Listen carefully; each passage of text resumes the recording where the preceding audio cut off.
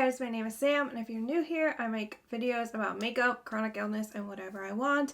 And today I am a little angry and going to roast the brand Natasha Denona.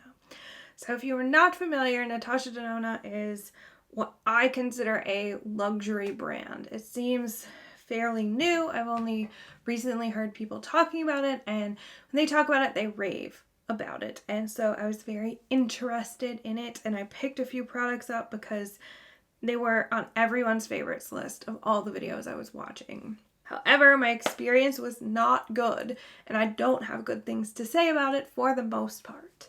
I'm going to start with the palette that made me interested in trying the brand in the first place, which is the gold palette. Now I'm going to be returning this because it is $129. This is what it looks like on the inside.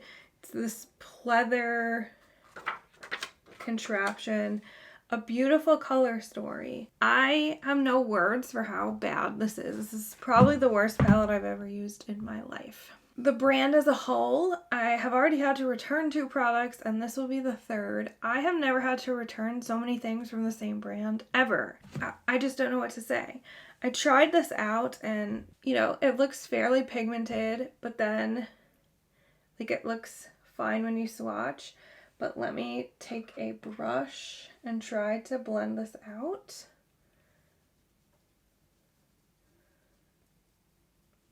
Do you see what a disgusting mess that is?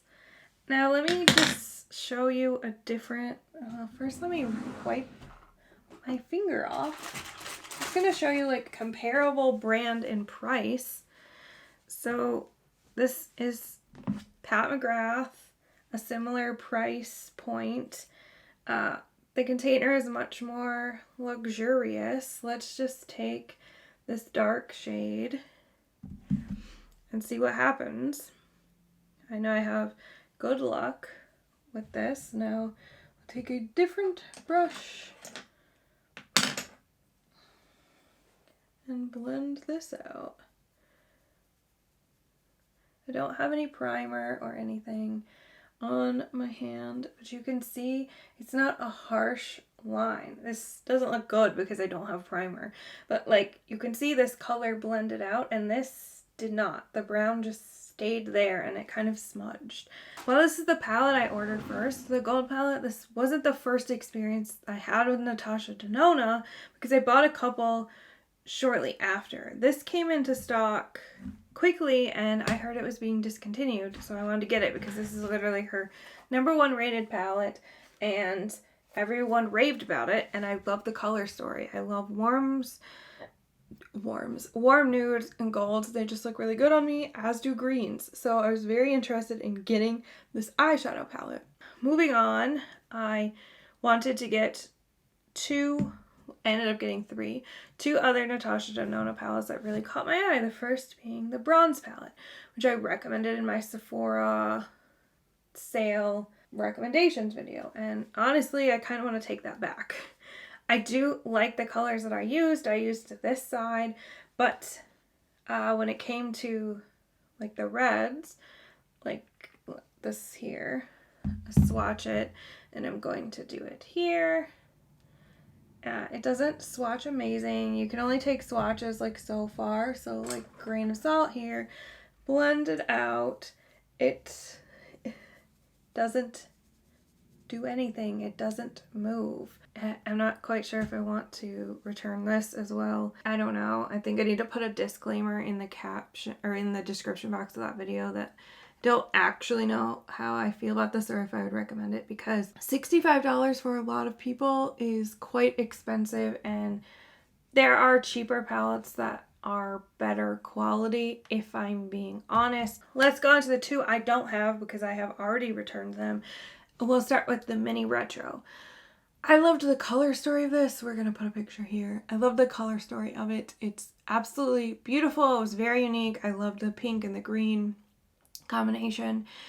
However, I wore it. It was barely pigmented, which, okay, I do like a light wash of color. I'm not absolutely opposed to that, especially for every day. It makes doing my makeup very quick. But I used a shimmer, and by the end of my day, it was completely creased, and it had disappeared completely off my lid, and what was left was just creased into the crease of my eye. I've only ever had that happen with one other eyeshadow palette, which is one of the other ones I returned years ago. It was a Morphe Jaclyn Hill palette. I don't return things often, so I was incredibly disappointed with that, and that's kind of what got me on the train of, all right, I bought these 3 palettes, I need to hurry and, 3 other palettes, I need to hurry and try them before my return window is gone, because I just trusted that they would be good products, and unfortunately they weren't. So I tried the Midi Retro, which is the same size as this, the picture again. The color story is really pretty. However, I'm going to insert some photos. They don't swatch the same color as they are in the pan. The color story didn't work for me personally. The quality seemed on par with the bronze palette, which is better. However, in this picture, you'll see I used 4 colors and they all muddied together and turned into basically one. I wasn't a fan of that. I have on my eyes today a $15 eyeshadow palette that looks significantly better. The colors didn't muddy up.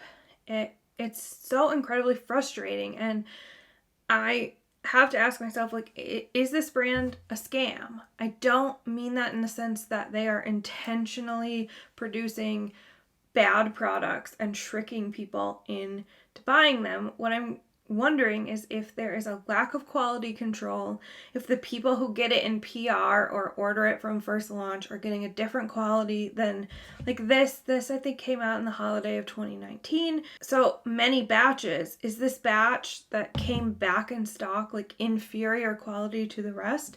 In my opinion, that is a scam. You are scamming people by not keeping your product consistent because they don't know what they're getting when they buy it. It's incredibly frustrating because this is considered a luxury product, like $129. And look at this quality. It is not good. I don't understand how people are raving about it unless one of 2 things.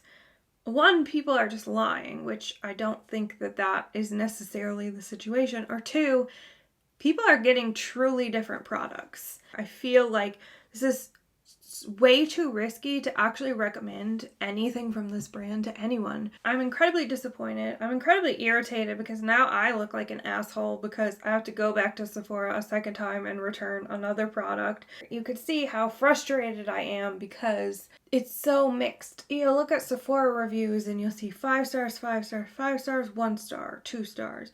It's all over the place. People either love it or absolutely hate it, and that just really has to come down to, is this a quality control issue? And if it is a quality control issue, that's still kind of a scam in my opinion because I don't know what I'm getting. I'm taking a gamble for $129 or $65, and her 5-pan mini, those are $25. You're paying $5 in eyeshadow and they suck. I just don't understand how nobody, at least nobody I've seen, is talking about this, how nobody else has come into contact with these poor products and made a video calling it out. Like, what's the deal here? What is happening with this brand? I don't understand because it is beautiful. Luxurious in the packaging? No, but like luxury pricing. So I expect a luxury product on the inside, even if the package is kind of a miss. But this is the same price point.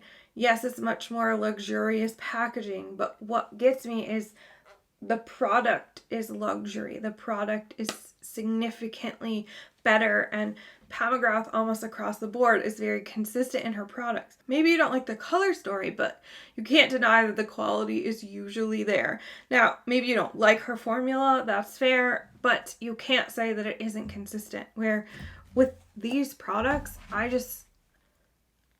don't know. I think that it's very disingenuous. Like, are you using different labs for different batches? Like, what's happening? Are you not quality testing each batch to make sure that it's consistent and something didn't change? I'm unsure why this is people's top brands. You look at it, it's still kind of an indie brand because, you know, on Sephora, and it could be the price point, although Huda is the same price as these Midi palettes. So I don't know so much that it is the price keeping people away from those, but there's only a couple hundred reviews versus thousands or tens of thousands of reviews. So clearly there's something off with this brand, and I don't really know what it is, and I think it's a little scummy, whatever the reason is. Whether you're doing it on purpose, whether it's just a slip of the mind, you don't really care, you're not really paying attention, whatever it is, you're scamming people out of money, in my opinion, and I think it's really shitty and that somebody needed to talk about it. So here I am. I will be returning at least the gold palette tomorrow. We will see. I can't say I recommend this for $65 by any means. And that's a bummer to say, because when I had used half the palette a couple of times, like I used from here over, from the middle over a couple of times, and I was incredibly happy with the looks I created, and it lasted a long time, and it lived up to what people said Natasha Denona was. But using the other half of the palette, I kind of like have to eat crow, because now I look like one of those other people who's recommending a palette that isn't really that great. And is that what has happened with other YouTubers? They've only used part of the palette because, you know, being a review channel, you have to cycle through products so fast. Like, how many times did you use it before you said you loved it? Did you only use certain shades? Like, in this one, did you just never use that brown shade? I have no idea. Or is your product truly different than mine? It's hard to say, but yeah, it's something to keep in mind. I also just, not throwing any YouTubers under the bus with this, I just reiterate, even with my own reviews, take it with a grain of salt. If you could find it in person, try to swatch it, see how you feel about it. And I genuinely like a lot of recommended palettes, so I don't know what went so wrong with this company, why so many people seem to still be recommending it and having flawless interactions with the palettes after all this time, and not a single one of them has had like the experience I have had with every palette I've used, all four. That's kind of weird to me. What are the odds that you never had the experience I had, and I had it 4 times? This was just kind of a rant. I wanted to share my thoughts, give you something to think about. I'm sure there are other brands that are similar. I know that there have been many brands that have quality control issues, like Morphe, and the only difference here is Morphe is drugstore pricing and this is luxury, and that's really where my problem is do you want to risk $129? Probably not. If you were lucky enough to have $129 to buy eyeshadow in the first place, you probably want it to be a great experience. That's all I have for you today. Thank you so much for watching. I wish it was a happier video. My tip for the day is just do your own research, be kind of thorough, and if something is very polarizing and it's kind of pricey, maybe err on the side of caution and don't try it. I wasted my own time. I'm getting my money back, but I wasted my own time trying these products and then having to trek back to a store to return them. If you like this video, please give it a thumbs up. If you haven't already, please consider subscribing. I really appreciate it, and I will see you guys next time.